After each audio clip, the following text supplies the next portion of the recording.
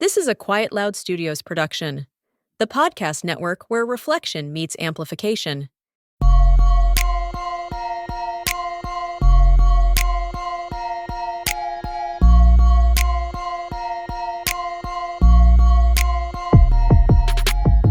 Hello, Athlete Mindset community. This is Lisa Bonta Sumii, the host of Athlete Mindset. Before we dive into this episode, I want to invite you to support the mission and purpose of our show. For $10 a month, you can help to make sure these conversations get to as many athletes, teams, coaches, and sport mental health environments as possible. As a subscriber, you will receive exclusive content and updates on current topics in athlete mental health, and you'll be directly contributing to the betterment of mental health for all athletes. Join the cause. Subscribe at sportse.io/athlete and make a difference today. Again, that's sportse.io/athlete. With your support and amplification, we can ensure more voices are heard and more individuals and communities are positively impacted.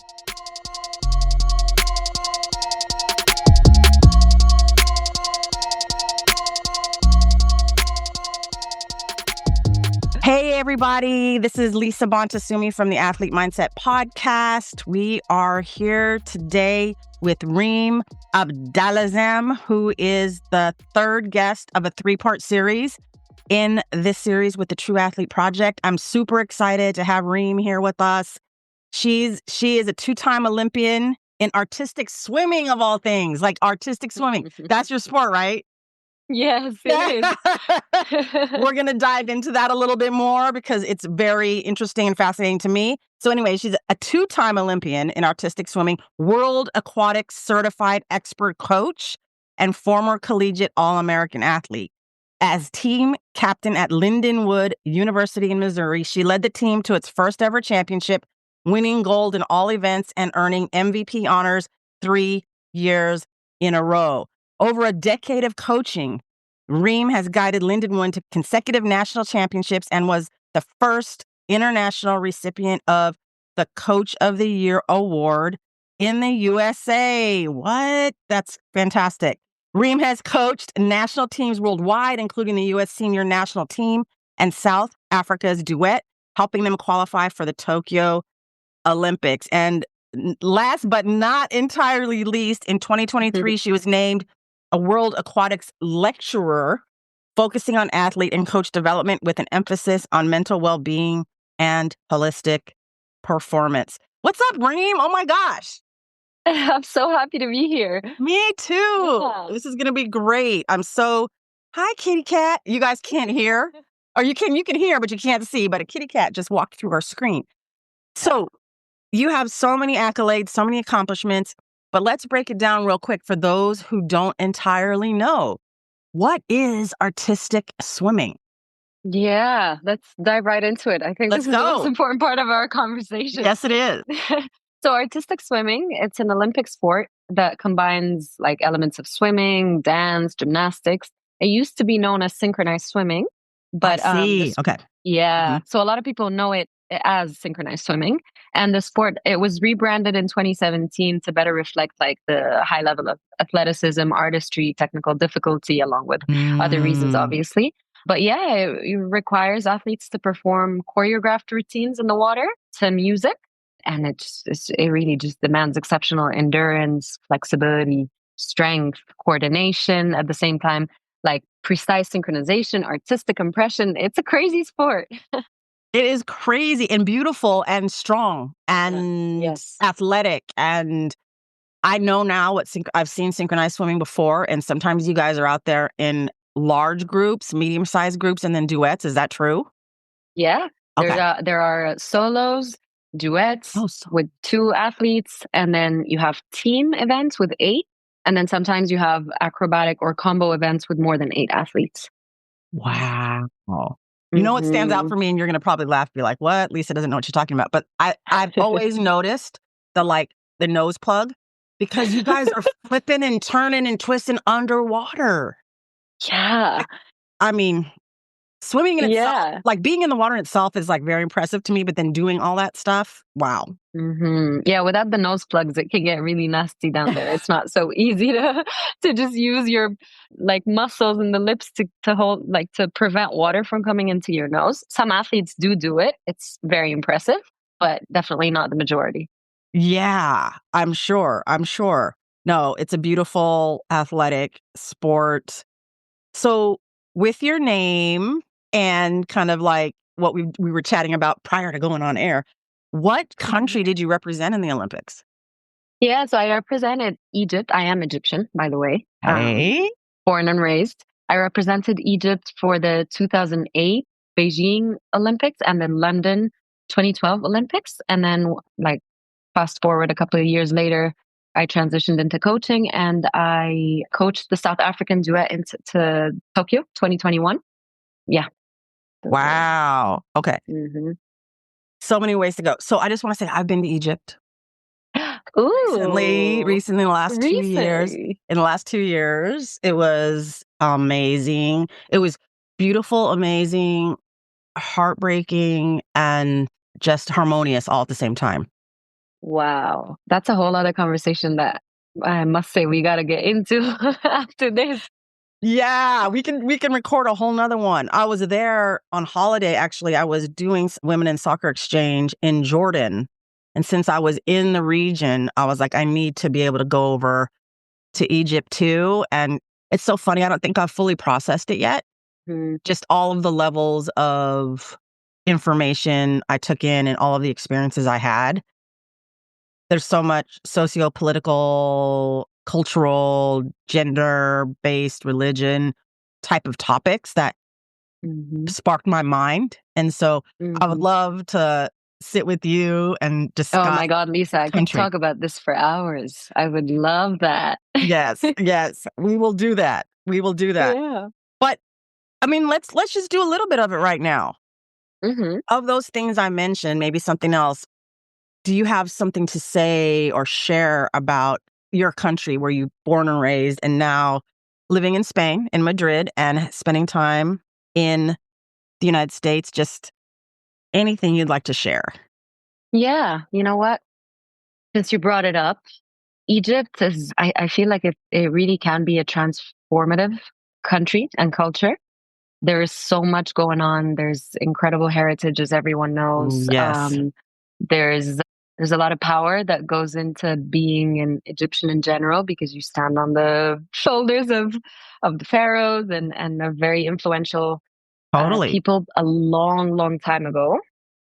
So in general, Egypt is really a place that is home to a lot of different things, whether it's different religions or different types Mm-hmm. of people or very different mindsets. Even in one city, you can meet people with crazy different cultures Yep. adapting the same religion and everything. So Mm-hmm. there's a lot that we can talk about when it comes to the political, economic, religious conversation.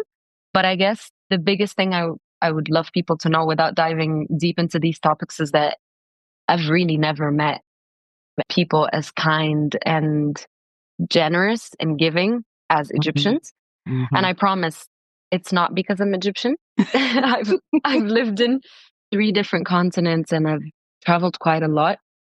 And I'm always yearning for that type of just warmth, I guess. Hmm. I've definitely seen that in different places, but there's something a little extra special about it in Egypt.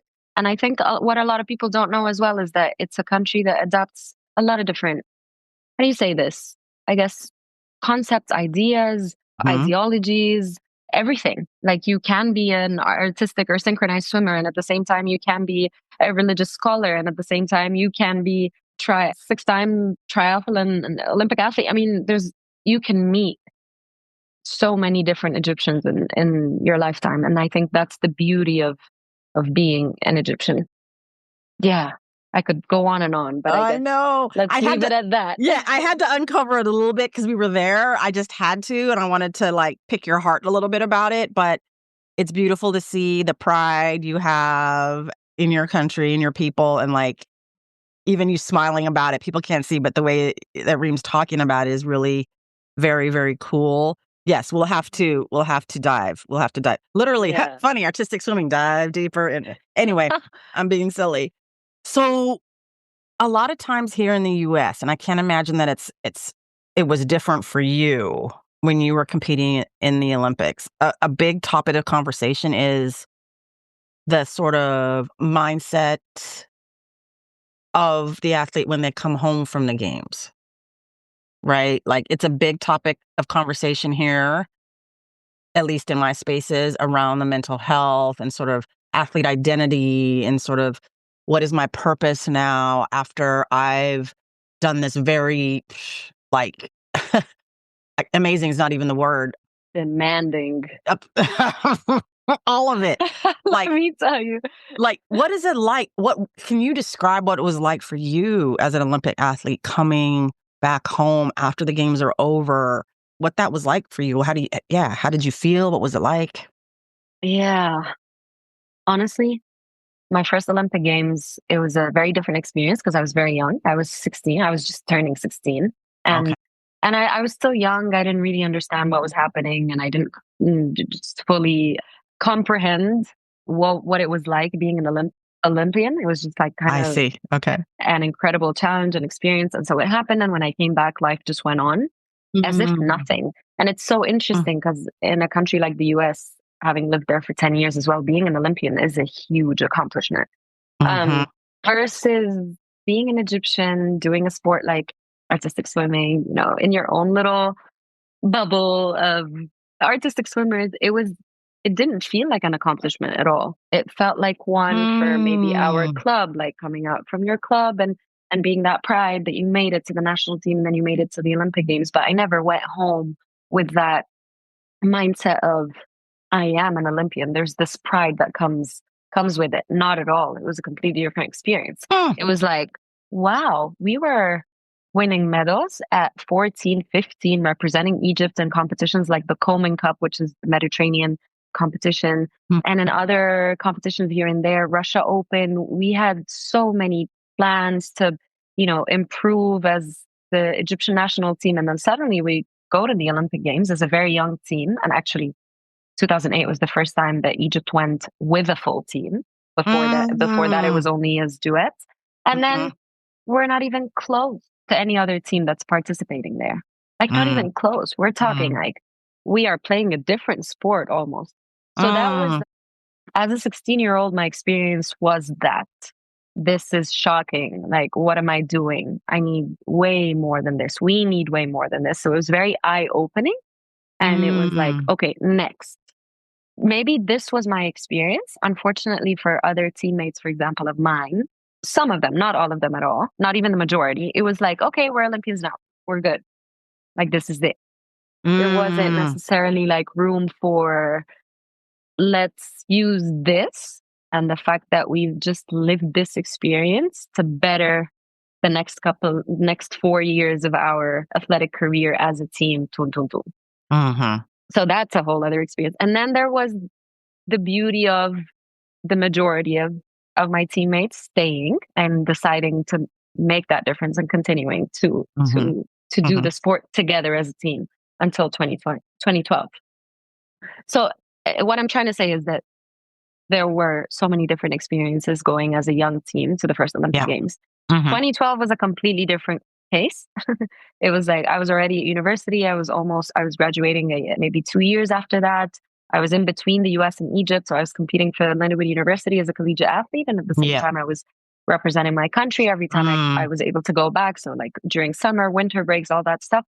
And after the Olympic Games, having had done such an amazing result with the team and having had a completely different experience than the first Olympic Games in 2008, it definitely felt so different. It did feel like an accomplishment.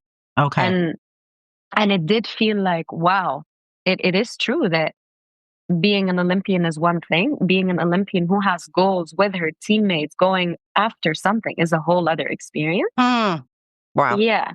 And so for me personally, doing that and living that experience pushed me to really try to go for what's next. And actually, this is going to be really interesting what I'm about to say. But it wasn't my drive as an athlete anymore. that became my drive as a coach when I wasn't even coaching yet. But it's just being in the US, being in Egypt, seeing all the different ways communication and leadership works and the coaching philosophies, the approach, the core beliefs, all that stuff was just mind blowing to me. And Wow. also after living like a transformative coaching philosophy with one of my coaches at Lindenwood University, it became my drive. Like, I don't know what the next couple of years are going to be like for me. I don't feel lost as an athlete. It's actually pretty clear to me that this is probably about as far as I can go. Yeah. But as a coach, oh my God, there is so much to do. That was my personal experience, which is not everyone's experience for sure. No, and that's why we're here. I want to hear your experience. I want to hear like everything that goes into your emotions, your feelings, your decisions. And I think, we as athletes want to stay connected to our sport in some way. And there's different options more and more now, especially, for women, the sport's growing, different sports across the world, trying to stay connected to it. But it sounds like for you, there was a very important personal coach-athlete relationship that led you down of all the options. And there's not thousands, but like some, like to stay connected to your sport, that's kind of what sparked a flame inside of you, so to speak. Definitely. You put it way more clearly and beautifully than I tried to do. Not at all. We are both being ourselves, and I'm loving this conversation so far. So thank you. Me too. Yeah. Yeah. Tell me more about that relationship. Yeah. What can I say? I guess coaching really wasn't part of my original plan. It wasn't something that I dreamt of when I was a kid or a teenager. Right. It wasn't something that I ever thought I was going to do. But I have to say that my coach at Lindenwood University, her name was Lori Eaton. She very quickly became one of the biggest influences in my lifetime. And she really saw a leader and coach in me before I even knew that I had that inside of me. So first encouraging me to lead by example, being an Olympic athlete in Egypt and not in the US, sorry, and not having that pride and all that stuff. She understood that, but she also said, like, I remember that so clearly, like, you can't just be an Olympian and walk around and get in the pool whenever you like. You got to be the first one in every single day. You got to behave like an Olympian you got to behave like an Olympian. Yeah. And I was like, what does that even mean? Like, I give my 200% every single day in practice. She's like, that's not enough. What you do outside of the pool is even more important. What you eat, how you behave, or when you get in the pool, how you come to practice, how you dress, like everything has to speak for who you are, which is an Olympian. And I was like, oh, identity crisis. What is happening? Identity crisis. Yeah. Oh my gosh. Yeah. And as a young lady in college, like what? Yeah. Oh my gosh. I know. So she gave me that confidence as an athlete slowly but gradually, and then she gradually integrated me into coaching with her. And she did something a couple of years later that was quite a turning point in my life, because as I was telling you, she gave me so much confidence and guidance every step of the way. And then as soon as I started coaching without her, she took all that away. And by took all that away, I just mean she moved and she had her stuff going on, so she wasn't necessarily next to me anymore. And she really put a lot of pressure on me to do things right, do things well. Also following her coaching philosophy and approach, because at the time I was kind of like her assistant coach, but the one on the ground. And that completely forced me to redefine myself as a coach, like develop my own philosophy and my own approach of coaching. Like, am I just doing these things with these athletes or talking about these important things or those things I think are important because of what I learned from her and with her, or is it because it's what I actually believe in? And that's when, I made a very conscious decision slowly. It wasn't like I need to sit down and make this decision with myself, but it was slowly something that I integrated into my coaching career with my athletes, like my philosophy, my core beliefs, coaching mindfully and really getting to understand my athletes and caring about their well-being, supporting their unique journeys, knowing that every single one of them has a different approach and one approach doesn't work for all. Also bringing out the best in each athlete and knowing that they're all different and maximizing their potential, keeping in mind everything that I had seen in Egypt as well, and on all the crazy potential and talent we had that was not put together in a right way. That was a huge part of it as well. It's like, I know what it feels like to feel like you have so much, but you're not able to give as much as you have, you know? And many other beliefs, like success without trauma, you know, like I don't believe that athletes have to suffer to succeed. I know that a strong team with a strong culture and supportive coaching creates high performance naturally, and everything comes after that. So I guess like making a difference with the ultimate goal of leaving a lasting impact that goes way beyond competition very quickly became my purpose as a coach. And that's when, you know, when things started to turn around for me as one. Oh my gosh, there's so much I want to ask about that. It's pretty amazing and so cool, inspiring. So I will take it a little bit by little bit. So yeah, I find like in my work, working with athletes and parents and coaches, sort of like the parent might come to me and like, oh, you work with professional athletes, mindset development and overall well-being and things like that. He wants to be, or she wants to be, or they want to be a professional. Okay. I'm like, they're like, with your experience, like, what do you think they need to do to be a professional? And I say, well, are they behaving like a professional? And the parent's like, what? Like, what are you talking about? Or sometimes the kid is like maybe kind of in the area, maybe, or like kind of in the vicinity, and they're like kind of perk up a little bit. They're like, what do you mean? And then it's an opportunity, just like you take and you implement in your coaching and your overall philosophy, that you have to behave like what you want to become. Yes. Right? So for this 15-year-old or 14-year-old, well, are you respectful to your parents? Are you minding their rules? Are you using your voice and saying who you are? We want that. We don't want you to be silenced, but in a way that you have been observed and like can intake the observations and then act accordingly. Are you early to practice? Are you making decisions at school and with your relationships and your peers and your teachers in a way that is how a professional would behave? And so this whole thing of like owning what you want to become or owning what you are, and how does that show up in these different spaces, like you as an Olympian? How does that show up in a collegiate space where your teammates probably have no idea what that felt like for you or who you are, but it means something here in this country, in the US. And that, so they're like seeing you a different way and like, but wait, I don't see myself like that. And so that is so just fascinating and important. And so thank you for bringing that up. Yeah, no, I love how you put that too. It's such a profound topic that the more self-aware I guess you are, the more you realize so many things that come with owning whatever it is you decide to do, no? Exactly. And acting the way you want to become, or like the person you want to become. But what you're saying right there in that moment, though, is it's a choice.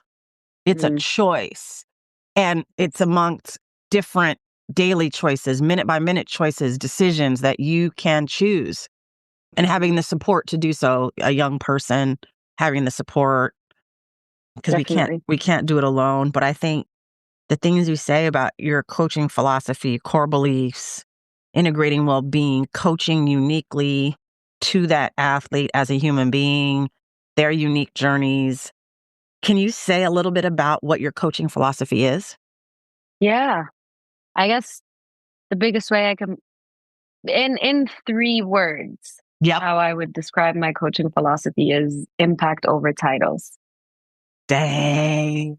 3 words, impact over titles. Break that down a little bit, just a little bit. Just bring it down just a little bit. I can't leave that hanging. Yeah. just changing athletes' stories into more positive ones and not chasing medals and a more transformative approach rather than a transactional one. Yeah. That is my core belief of what coaching should be like, at least for me. Knowing that love and care and accountability, responsibility, integrity, and many other things can and are in fact formula and like a formula to success. I believe in it, and if I believe in it, I give them that confidence. And when I give them that confidence, and we empower their autonomy to know who they are, to be accountable athletes, to work for what they want, to know how to deal with frustration, to be humble and continue to work for what they want when these struggles happen. All these things do lead to success, whatever success may mean to each team, to each culture, to each individual. So you're talking about developing resilience, developing a mindset, self-awareness, like you talked about. But let me throw this at you right quick. What if the athlete or the parent is like, I don't want that. I do want titles. That means something to us. That means something to me. I want that fastest time, or I want that score, or I want that medal. Like, I don't really want to do it that way. Like, that doesn't make sense to me. Yeah. How many times have I met that? I'm sure. Yeah.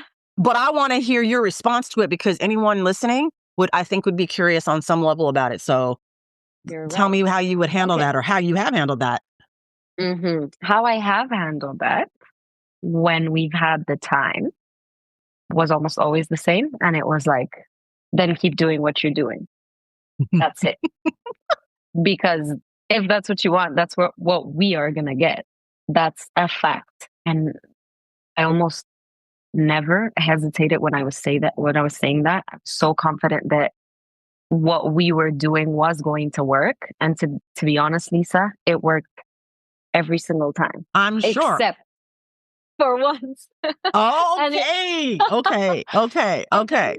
And it was truly just a matter of time. It wasn't because something was missing. It wasn't because something we were doing wrong. It was just a matter of time. Sometimes these medals or these results that we're hoping to get and we subconsciously want so badly take time. And, you know, a collegiate team and the pace of a collegiate team is one, and a club team is another, and the national team is another. So the example I'm talking about is with the USA national team. The goal was way bigger than ever before. It was way bigger than anything I had experienced with any team. It was qualifying to the Olympic Games after not being present in the Olympic Games for over 8 years. So, you know, that is a very different goal. Did we do amazing results? Yes. Did we get medals? Yes. Did we eventually qualify for the Olympic Games? Yes. But how long did it take to do the same thing over and over again? You know? Yes. And I use this metaphor. I wanted to see what you think. So my athletes, would you rather cross the finish line with your hands over your head, cheering and taking in every moment of that experience? Or would you like to cross the finish line crawling with your knees bloodied and your elbows bloodied and just barely making it over the finish line? It's like, right? It's like, how do you want to experience what success is to you? You have impact on that, right? I mean, so yeah, we can get there. Maybe you're finally crossing it maybe after 4 years of training versus 1 year, and maybe you're bloodied and maybe you're not. But like, how do you want to experience that? I think that's kind of a little bit of what you're saying. Yeah, 100%. And honestly, in our sport, it's an ongoing conversation, and it's something that we see every 4 years. Like teams that adapt a certain philosophy in a certain school of a few very well-known coaches who just have a completely different coaching approach and philosophy. Completely. And it's all about results. It has nothing to do with impact or well-being or mental health or any of that stuff. And you know what? Some people want that. They know what they're vouching for. They know what they're getting, and they want it, and they go after it.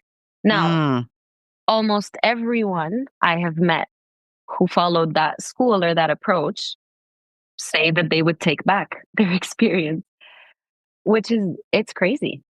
That's crazy to hear. You're an Olympic medalist, and you have this medal, or even more than one Olympic medal in your closet, and it's there with so much pride and blood, like you said. But how does it feel years later? Is it something that you're still really proud of, or you wish it would have been a different experience with the exact same result? Yeah. That doesn't mean that, results are one thing, philosophy and impact is another thing. Like, I truly believe that they go together. Yes. It might take more time, but they go together. Yes. Impact and having a strong team culture that focuses on mental well-being of all athletes together, it does lead to success, and it does lead to titles. And that's been my experience up till now. So if it works, then why not continue doing what we're doing? And it's not like you've just coached anywhere. At your alma mater, the U.S. senior national team, South Africa's duet. You are an MVP with honors as an athlete, but as a coach. You were World Aquatics lecturer. This isn't just my buddy Reem talking about this. Like, there's application, there's a resume, there's, as some people call, receipts about what Reem does. And so I need people to hear this, because what I'm saying too here, because I'm just thinking of actually a session I had with an athlete yesterday. And to be honest, my heart was breaking a little bit, and I had a little tear kind of form in like what she was telling me she was experiencing at the hands of her coaches. It's just so hard to hear. And at the same time, Lisa, why are you surprised? Like, this is still happening. But with that said, you were talking about success without trauma. What does that mean? What do you mean by that? Having success without trauma? That just means that there is no need to go through traumatizing experiences as an athlete in order to succeed. There are ways to do it without these traumatic experiences. What are some examples, Reem? What a traumatic experience might be?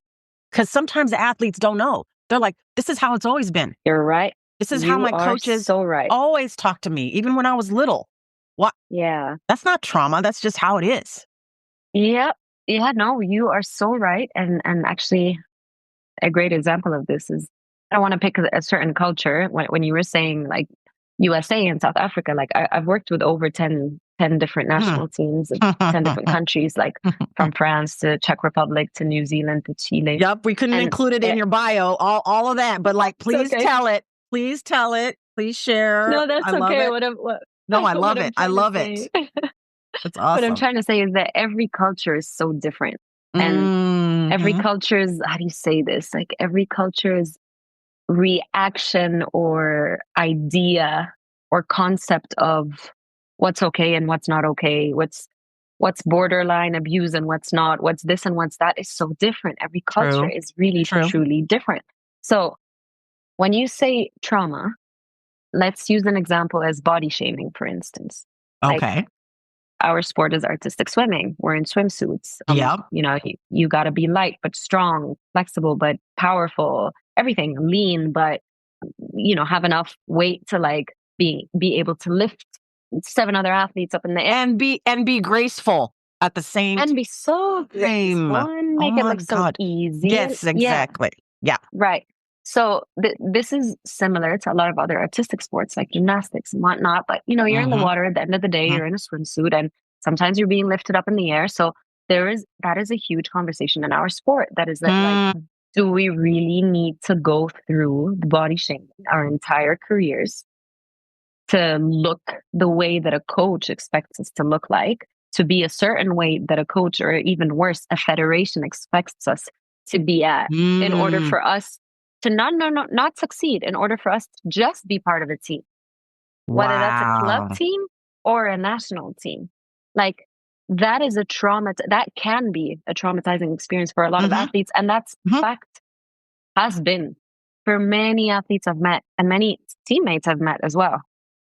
Majority of them leaving the sport before they even turn 20 because they just don't want to deal with that anymore. They don't want to hear a coach telling them that they look like her aunt, or that, it's just, you hear so many things in these sports, especially because they're artistic ones.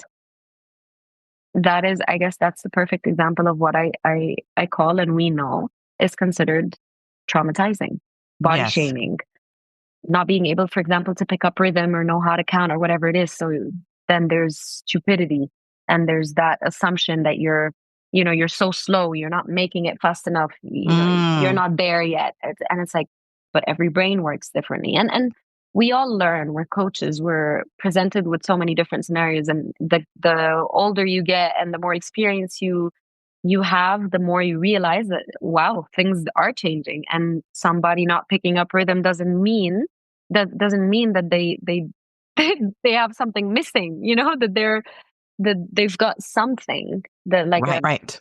like a mental disorder or whatever. No, Right. there is no such thing. It's just, there are different approaches that work to different athletes. So this is what I mean by traumatizing experiences. I can go on about a lot of different things, but let's just take those two as examples. Let's take those two, and they're unique to your sport, but actually kind of not unique in some ways. Like what? So you look like my aunt. Just so some athletes, it's important. Like, okay, body shaming is, what does that mean exactly? Or like, how do I know if I'm an athlete and I've been body shamed? Because we are taught always to just suck that up and to because, for example, my daughter plays softball, and I have a lot of softball athletes. They wear the tight pants.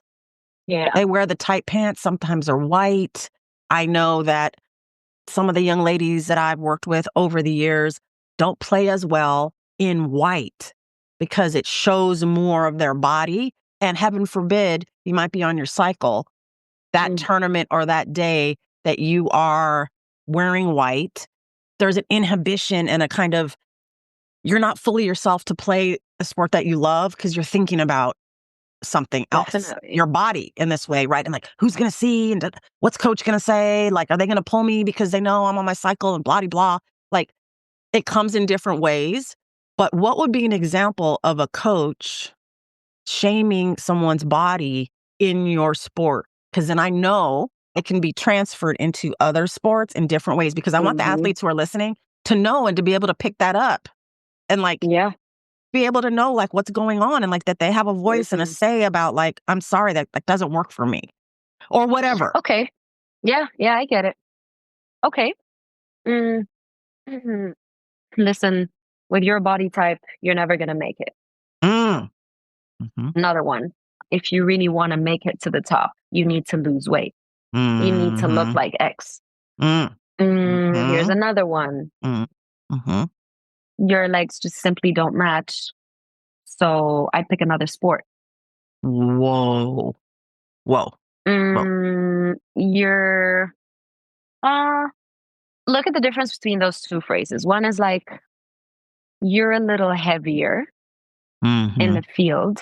So, let's find ways to train, to adopt more explosive, fast twitch fiber movements that help with that stuff, and making sure that what we do outside of the field as well is helping us when it comes to fueling ourselves and our bodies the right way, and so on and so forth, so that you, first of all, you can feel lighter and you are able to give more. And second of all, to build even more confidence to be able to do that. That's one way of saying this. Another way of saying this is, yes, you just look so heavy on the field. You need to cut down calories. Totally. So that's, I mean, it's something I've heard my entire life. My entire life. With me and with other teammates, it's kind of a given. And in our culture, it's perfectly fine. Like, nobody makes a big deal out of it. Maybe the last couple of years things have changed and so much more awareness is building up towards that conversation and stuff. But before, it was just something I heard all the time. And knowing that it's not the norm, and knowing that you don't have to walk around like keep the towel on until the very last second before you jump in the pool because you don't want anybody to see your like what you think are fat thighs or what you think really does not look good to other people. Like that is not the normal, you know? Yeah. Yeah. That's not the normal. So yes. I mean, and you and I both know that can lead to so many other detrimental things around disordered eating or full-blown eating disorders or like depression and shame turned inward. I mean, I'm just going to say it, like harming ourselves or like having thoughts of not wanting to live anymore and feeling suicidal. And like, it can go so many ways. I think that the realities of what is required, because if we look at other sports that require a certain weight because you're in a weight class, you know, or a certain way your body needs to be on the scale it is important. But it's how it's explained, how you come at it, how you and sort of coach holistically to that athlete about like, so these are the options. This is how we can do it. This is what we can do. I'm so passionate about this thing. You and I, Reem, we're going to be friends and like, we're going to talk about this some more, but I get so angry and upset when people think what they're doing is helping when you're actually traumatizing and putting people down at this developmental age as young people, that they are going to remember this for the rest of their life until they are in a healing process you have to unlearn and heal yourself because the adult who was in your life coaching your sport didn't know how to like care for you. You know what I mean? I do. And I like how you put that, just for anyone who's listening and feels overwhelmed or someone who's just literally learning how to deal with all of this. It like all it takes is just being mindful and trying to gain guidance and advice through this if we don't know how to do it or if we don't know how to have this conversation. Just being like approaching it holistically, like you said, from a different perspective, that we care and we are trying to help. So let's find a way together as an athlete, as a coach, or as athletes together, or as coaches together, versus like, I am attacking because this will work. That's right. You know, it's just having that awareness and going for the more complicated or let's say the more difficult approach for some, but definitely the one that doesn't leave such a drastic impact on athletes. Well, these are skills that we have to practice and learn, right? How to coach. So my last and final question, again, we're going to go to part 2, 3, 4, 5 later on. For coaches who are listening and for athletes who are starting to build self-awareness around how to be coached, what are 3 tips you have for coaches who want to coach to their players, quote unquote, coach to their players, coach to the human behind the swimsuit, behind the gi, behind the jersey, behind the helmet, whatever? What are 3 ways that you would like coaches to maybe pay attention to and for athletes to also pay attention to, like, hey, is this coach coaching to me as a human being? I love that. Okay, let me address this one for coaches first. I guess my first and biggest one is know your athletes and know your impact. Every athlete is different. Take time to understand their strengths, their struggles. It doesn't have to be personalities. Every coach has a different approach. One coach can have a team of 10, one can have a team of 70. It's not always possible to get to know every single personality, but just know the strengths and struggles and be adaptable, because what works for one athlete may not work for another. Yeah. You know, and know your impact, that your words and actions can and will, in fact, shape an athlete's self-belief, probably for life. Yeah. Positively or negatively. So be aware of your coaching style and how it influences both performance and mental well-being in general. The second thing is always improve yourself as a coach and a leader. Basically, never stop learning. Growth and development is not supposed to be just for athletes, and we coaches just sit back and do nothing. It should be both ways.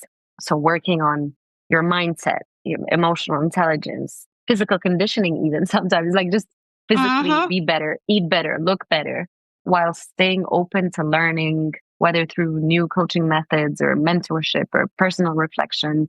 Those are all, like you said, skills that we have to learn along the way. And the third thing is empower autonomy. And what I mean by that is just give space to your athletes or your mentees to get to know who they are, work for what they want, understand their strengths and their struggles, like we said in the first point of getting to know them. The more we do for them, the more we hurt them in the long run. Mm-hmm. Mm-hmm. And the more we allow them to get to know themselves and really deal with the triumphs and the celebrations. Wow. The more we're able to provide them with a transformative experience as athletes. So those are the 3 tips that I would give coaches to coach their players. And of course, those 3 tips are all being said, keeping in mind that we already know our purpose, which is whatever it is to each person. But, coaching without a purpose is probably a completely different experience than coaching with one. So really knowing why we're doing this in the first place is and will always be my number one, and should not be number one. It should be just, we coach because XYZ. Yep. Yep. No, that's all of that is so amazing, so important. And we haven't talked about this, but I'm a parent. And so I'm also thinking about that's how someone could parent, because you are developing a human being is what's happening. I would take all those 3, like, yeah, I can apply that to parenting. How I parent. That sounds good. Because it's just a different environment. Yours is in sport, the way you're talking about it for coaches, and this is a whole nother conversation about boundaries too, and other pressures that coaches have from their higher ups. Their jobs are on the line if they're not winning, blah, blah, blah, and then how that transforms into pressure onto their athletes. Mm-hmm. But I think that what it comes down to, because I made that sort of interesting connection, that's what we are. We're in charge as coaches. We're in charge of the development of this human being through the vehicle of this sport. And we are extensions of their parenting group, whether it's mom, dad, dad, grandparent, auntie, whatever your family is, and whoever the guardians are in developing this human being to be a professional citizen. I just came up with that. Like a citizen in your community, in your environment, in your space is really important. So I really appreciate everything we talked about. The mental well-being in coaching is not talked about enough. So I just can't appreciate enough our conversation. So thank you. Me too, Lisa. And honestly, I would just love to hear all your perspective on all of that as well, because I know you're an incredible human being and you're doing so much. So I'm sure that, just a conversation, listening to you talk about just a couple of these points would also be just incredible. This podcast exists because of the team at CAS-CM. CAS-CM is a B2B content production company helping organizations create and share their stories. We aim to create space where businesses can build assets and drive revenue through writing and talking. Content creation should be enjoyable and accessible. At CAS-CM, we love helping make that happen. Learn more at cascm.com.